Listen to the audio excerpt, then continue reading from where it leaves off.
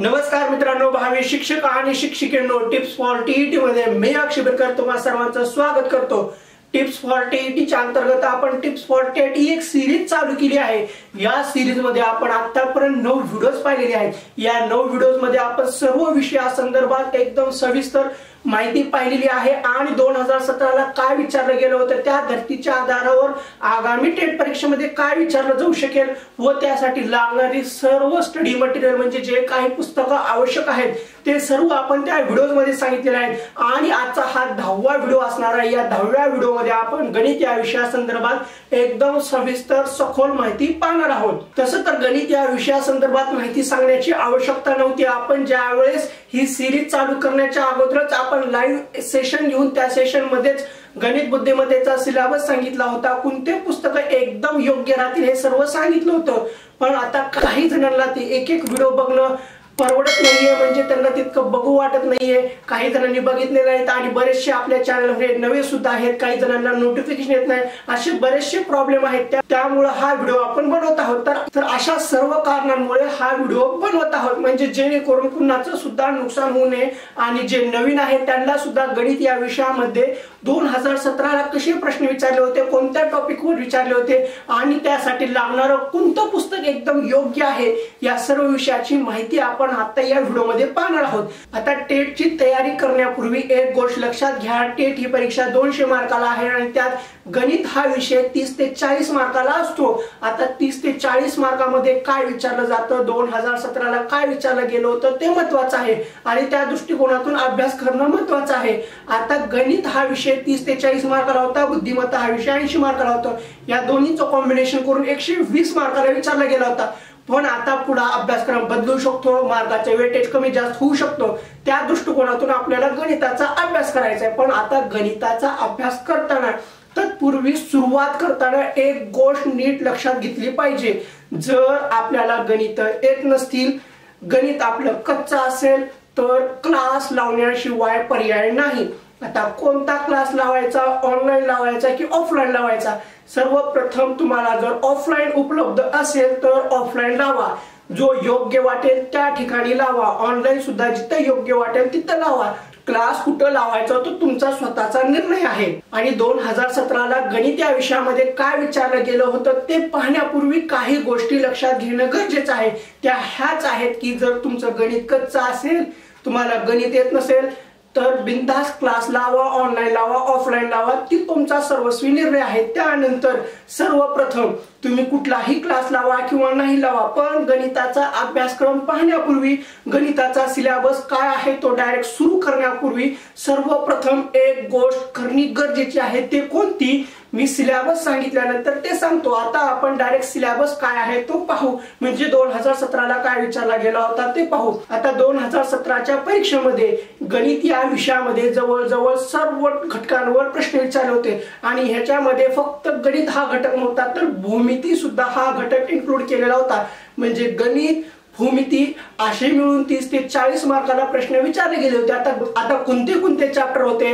अपूर्णांक होतं, दशांश अपूर्णांक होतं, आवर्ती अपूर्णांक होतं, यांचं मिक्स कॉम्बिनेशन करून प्रश्न होते, पदावल्या होत्या, सरासरी होते, शेकडेवारी होती, नफा तोटा होता, संभाव्यता होती, वयवारी होती, भूमिती या घटकांवर सुद्धा प्रश्न विचारले होते। भूमितीमध्ये सुद्धा वेगवेगळे टॉपिक आहेत। भूमितीतले मूलभूत संबोधी या घटकांवर सुद्धा प्रश्न होते, म्हणजे भूमितीमधले जी काय बेसिक माहिती आहे, कोण म्हणजे काय, त्रिकोण म्हणजे काय, कोणता कोण कसा असतो, कोणता कोण कशाला म्हणतात, याच्यावर प्रश्न होते। त्यानंतर भूमितीमधले विविध घटक आहेत, इष्टिका चिठ्ठी आहे, शंकू आहे, कोन, त्रिकोण, चौकोन, आयात, असे वेगवेगळ्या घटकांवर प्रश्न विचारलेले आहेत। अशा वेगवेगळ्या घटकांवर प्रश्न विचारलेले आहेत। यातून एक गोष्ट लक्षात येते, जो काही गणिताचा सिलेबस आहे, मग आता गणिताच्या सिलेबस मधले जे काही सर्व घटक आहेत त्या सर्व घटकांवर प्रश्न आहेत म्हणजे आहेत।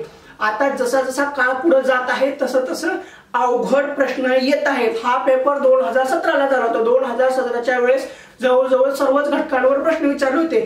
संभाव्यता हा घटक असा आहे की आपल्याला येत नाही, त्यातल्या त्यात अंदाजे किमती काढणे हा सुद्धा बँकिंगचा घटक आहे, तो सुद्धा आपल्याला माहिती नाही। अशा घटकांवर प्रश्न विचारले होते। मग विचार करा, आता जी काही 2022 ला टेट परीक्षा होणार आहे त्याच्यामध्ये गणिताची काठिण्य पातळी कुठपर्यंत जाऊ शकते, मग त्या दृष्टिकोनातून आपल्याला अभ्यास करायचा आहे।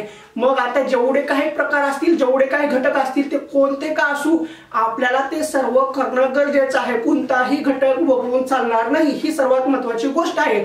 मग आता हे काही सगळे घटक आहेत, हे कुठून करायचे, कोणत्या पुस्तकातून करायचे, सर्वात महत्वाचा हा मुद्दा आहे.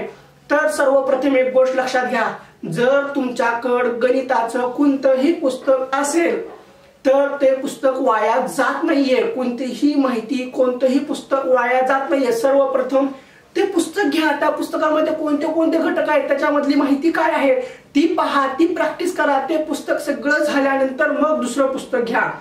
जर नसेल तर मग घ्या, कोणतं घ्या ते मी सांगतो, त्याची काळजी करू नका. पण जर असेल तर अगोदर ते कव्हर करा. आता हे सगळं करण्याच्या आधी एक गोष्ट करायची. मी मग सांगितलं होतं की अगोदर सर्वप्रथम कोणती गोष्ट करायची, तर ती मी आता सांगतो. सर्वप्रथम तुमचा गणिताचा अभ्यास कच्चा असू पक्का असू काही देणं घेणं नाहीये. आपल्याला एक गोष्ट सर्वप्रथम करावीच लागते, ती म्हणजे प्राथमिकचे पुस्तकं वाचणे. होय, गणिताचे प्राथमिकचे पुस्तकं वाचणे खूप गरजेचं आहे. 3री पासून 10वी पर्यंत जेवढे काही गणिताचे पुस्तक आहेत मार्केटमध्ये, शालेय पाठ्यपुस्तकामध्ये जे की शालेय अभ्यासक्रम आहे त्याला जे गणिताचे पुस्तक आहेत चालू अभ्यासक्रमातले, ते सर्वच्या सर्व वाचणे गरजेचे आहे. त्याच्याशिवाय तुमचा बेस कंप्लीट होणार नाही. आणि याच्यामध्ये सर्वात महत्वाचा एक घटक असा आहे भूमिती.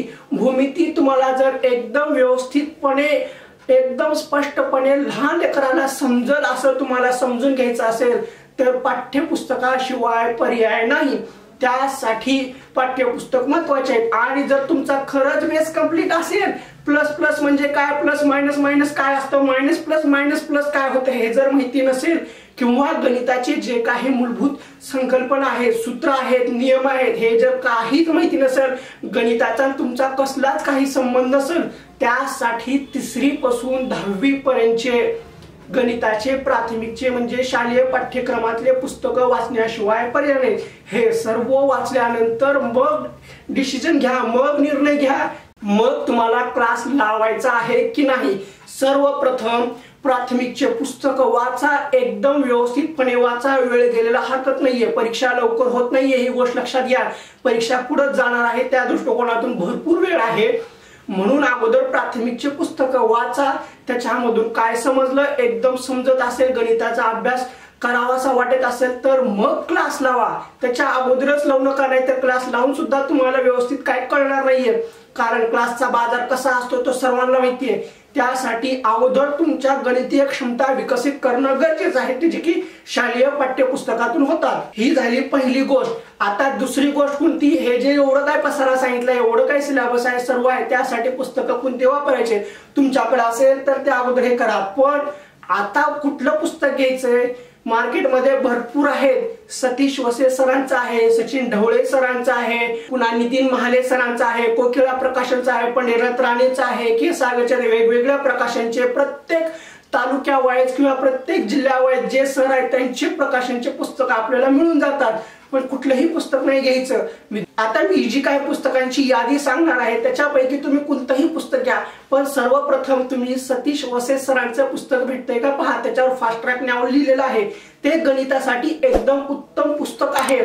जर बेसिक एकदम चांगल्या लेवलचं झालं असेल तर ते पुस्तक समजायला एकदम योग्य आहे. वेगवेगळे भरपूर प्रकार आहेत, सर्व प्रकारांपर्यंत किंवा सगळ्या काठिण्य पातळीपर्यंत त्यांनी पोहोचवलेलं आहे.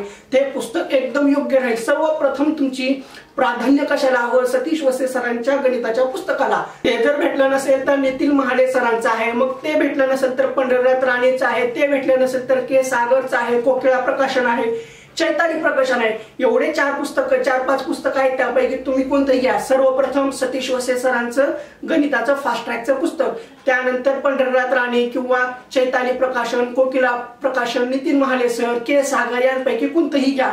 पण लोकल लेवलला जे गणिताचे शिक्षक आहेत त्यांनी आता नवीन पुस्तकं काढलेले आहेत ते नको. जे नावाजलेले आहे, जे चांगलं मार्केट पकडलेलं आहे, चांगलं पब्लिसिटी झालेली आहे. का पब्लिसिटी झालेली आहे, लोकांचा विश्वास बसलेला आहे म्हणून ते पुस्तक खपलेलं आहे. त्याच्यामध्ये काहीतरी चांगलं आहे म्हणूनच ते पुस्तक गेलेलं आहे, एवढं लक्षात ठेवा. आणि सचिन ढवळे सरांचं सुद्धा पुस्तक चांगलं आहे. जे की पुण्यातले सर आहेत त्यांचं सुद्धा पुस्तक भेटलं तर उत्तम राहील। सतीश वसे सर, सचिन ढवळे सर, पुन्हा नितीन महाले सर, कोकिळा प्रकाशन, चैताली प्रकाशन, के सागर यांपैकी कोणतंही पुस्तक घ्या, व्यवस्थित राहील। आणि गडबड करू नका, तुमच्याकडे अगोदर असेल तर ते पूर्ण करा, मग त्यानंतर दुसरं पुस्तक घ्यायची गडबड करा, तोवर करू नका। कारण प्रत्येक पुस्तकामध्ये चॅप्टर तेच असतं, बेसिक माहिती तेच असतं, गणित तेच असतात, फक्त सांगण्याची पद्धत वेगळी असते आणि आपली समजून घेण्याची पद्धत वेगळी असते, बस एवढाच फरक आहे। जे काही आपल्या टेट परीक्षेमध्ये प्रश्न विचारले गेले होते ते प्रश्न पहा, अगोदर बेसिक कंप्लीट करा, कुठलं तरी एक पुस्तक घ्या, 1-2 चॅप्टर करा, तो चॅप्टर झाल्यानंतर पेपर पहा 2017चे त्याच्यामध्ये कसे प्रश्न विचारले होते त्यानुसार तुम्ही अभ्यासाला लागा। बस गणित या विषयामध्ये तुम्हाला एवढंच करायचंय। आणि राहिली गोष्ट सर्वात महत्त्वाची, स्कॉलरशिपची पुस्तकं करणं गरजेचं आहे। जसं आपल्याला जेवण झाल्यावर पाणी पिणं गरजेचं असतं, तसंच 5वी आणि 8वीचे स्कॉलरशिपचे पुस्तकं वाचणं गरजेचं असतं। त्याच्यासोबत तुम्ही MTS चे करा, प्रज्ञाशोध परीक्षेचे करा, किंवा जवाहरचे जे पुस्तक असतील त्यांचा सुद्धा अभ्यास केला तर चालेल। अभ्यास करण्यासाठी भरपूर आहे, पण ते करायला पाहिजे, त्यासाठी सांगतोय। स्टेप बाय स्टेप करा, एकदमच भरमसाठ एकदम पुस्तकं गोळा करून समोर ठेवून अभ्यास होत नाही। स्टेप बाय स्टेप जावा। प्राथमिकची पुस्तकं, त्यानंतर क्लासचा विचार करा, मग मार्केटमधले एखादं पुस्तक घ्या, ते अभ्यास करा। 2017ला जे प्रश्न पडले होते ते पहा, ते सोडवण्याचा प्रयत्न करा, रोज करा। मग ते सगळं कव्हर झाल्यानंतर कुठलं तरी आणखी प्रश्नपत्रिका घ्या, नाही तर दुसरं पुस्तक घ्या, अशाने भरपूर प्रॅक्टिस होते। आणि आता जे काही 2017ला प्रश्न विचारलेले आहेत ते सर्व बेसिक कन्सेप्टवर विचारलेले आहेत। काठिण्य पातळी जशी सोपी आहे त्याच्यापेक्षा कितीतरी पटीने अवघड आहे।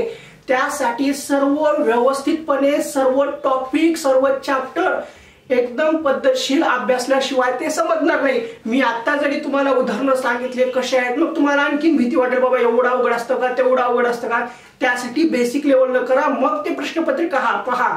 त्यासाठी अगोदर बेसिक लेवलचा अभ्यास करा, मग प्रश्नपत्रिका पहा, म्हणजे तुमच्या मनातला भयगंड आहे, न्यूनगंड आहे, तो दूर होईल, अभ्यास व्यवस्थितपणे होईल। तर अशी आशा करतो की तुम्हाला आता गणिता संदर्भात सगळी माहिती समजली असेल।